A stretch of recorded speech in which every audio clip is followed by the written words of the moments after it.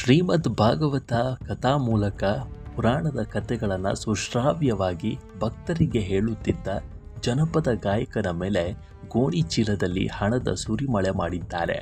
ನೋಟುಗಳಿಂದ ಗಾಯಕ ಮುಳುಗಿ ಹೋದ ವಿಡಿಯೋ ಭಾರಿ ವೈರಲ್ ಆಗಿದೆ. ಹೌದು, ಧಾರ್ಮಿಕ ಕಾರ್ಯಕ್ರಮದ ವಿಡಿಯೋ ಇದೀಗ ಸಾಮಾಜಿಕ ಜಾಲತಾಣದಲ್ಲಿ ಭಾರಿ ಸದ್ದು ಮಾಡ್ತಿದೆ.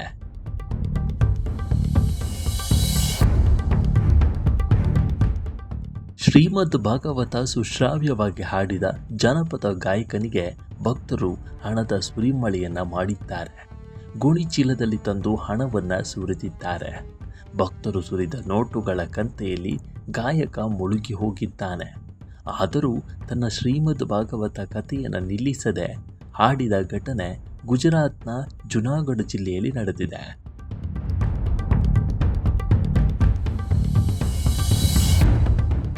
ಜುನಾಗಢದಲ್ಲಿ ಆಯೋಜಿಸಲಾಗಿದ್ದ ಒಂದು ವಾರದ ಶ್ರೀಮದ್ ಭಾಗವತ ಕಥಾಪುರಾಣ ಕಾವ್ಯ ಕಾರ್ಯಕ್ರಮದಲ್ಲಿ ಜನಪದ ಗಾಯಕ ಜಿಗ್ನೇಶ್ ಕವಿರಾಜ್ ಪುರಾಣ ಕಾವ್ಯಗಳನ್ನು ಸುಶ್ರಾವ್ಯವಾಗಿ ಹಾಡಿದ್ದಾರೆ.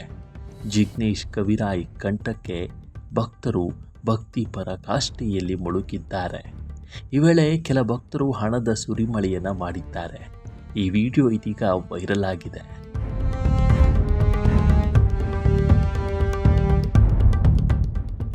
ಕಂಬಾಲಿಯ ಗ್ರಾಮದಲ್ಲಿ ಅಹಿರ್ ಸಮಾಜ್ ಹಾಗೂ ಪ್ರಯಾಗ್ರಾಜ್ ಗ್ರೂಪ್ ಒಂದು ವಾರಗಳ ಶ್ರೀಮದ್ ಭಾಗವತ ಕಥಾ ಕಾರ್ಯಕ್ರಮ ಆಯೋಜಿಸಿದ್ದು.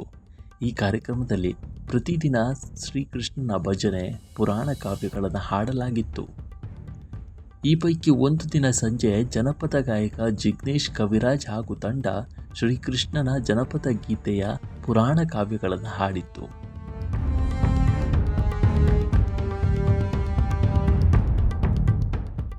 ಗುಜರಾತ್ನ ಜನಪ್ರಿಯ ಆಧ್ಯಾತ್ಮಿಕ ಡೈರೋ ಕಾರ್ಯಕ್ರಮವನ್ನು ನಡೆಸಿಕೊಟ್ಟಿದ್ದರು. ಈ ವೇಳೆ ಜಿಗ್ನೇಶ್ ಕವಿರಾಜ್ ಸತತ 1.5 ಗಂಟೆ ನಿರಂತರವಾಗಿ ಶ್ರೀಕೃಷ್ಣನ ಲೀಲೆಗಳನ್ನು ತಮ್ಮ ಸುಮಧುರ ಕಂಠದಿಂದ ಹಾಡಿದ್ದರು. ಭಕ್ತರು ಭಕ್ತಿಯಲ್ಲಿ ಮುಳುಗಿದ್ದರು. ಜೊತೆಗೆ ಹಲವು ಭಕ್ತರು ಕುಣಿದು ಭಕ್ತಿ ಭಾವ ಪ್ರದರ್ಶಿಸಿದ್ರು. ಅಂತಿಮ ಹಂತ ತಲುಪುತ್ತಿದ್ದಂತೆ ಭಕ್ತರು ಜಿಗ್ನೇಶ್ ಕವಿರಾಜ್ ಮೇಲೆ ಹಣ ತಂದು ಸುರಿದಿದ್ದಾರೆ.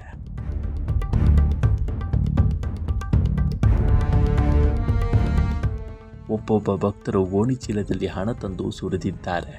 ನೋಟುಗಳಿಂದ ಜಿಗ್ನೇಶ್ ಕವಿರಾಜ್ ಮುಳುಗಿ ಹೋಗಿದ್ದರು. ಈ ವಿಡಿಯೋ ಸೋಷಿಯಲ್ ಮೀಡಿಯಾದಲ್ಲಿ ಹರಿದಾಡಿದೆ. ಇದೇ ವೇಳೆ ಕೆಲವರು ಟೀಕೆಗಳನ್ನು ವ್ಯಕ್ತಪಡಿಸಿದ್ದಾರೆ. ವಿದೇಶಿ ವಿನಿಮಯ ಸಮಸ್ಯೆ, ತೈಲ ಬೆಲೆ ಏರಿಕೆ, ಹಣದುಬ್ಬರ ಸಮಸ್ಯೆಗಳ ನಡುವೆ ಹಣದ ಸುರಿಮಳೆ ಮಾಡಿದ್ದಾರೆ ಎಂಬ ಆರೋಪಗಳು ಕೇಳಿಬಂದಿದೆ. ಆದರೆ ಅಸಲಿ ಕಾರಣ ತಿಳಿದರೂ ಭಾರೀ ಪ್ರಶಂಸೆಯನ್ನು ವ್ಯಕ್ತಪಡಿಸಿದ್ದಾರೆ.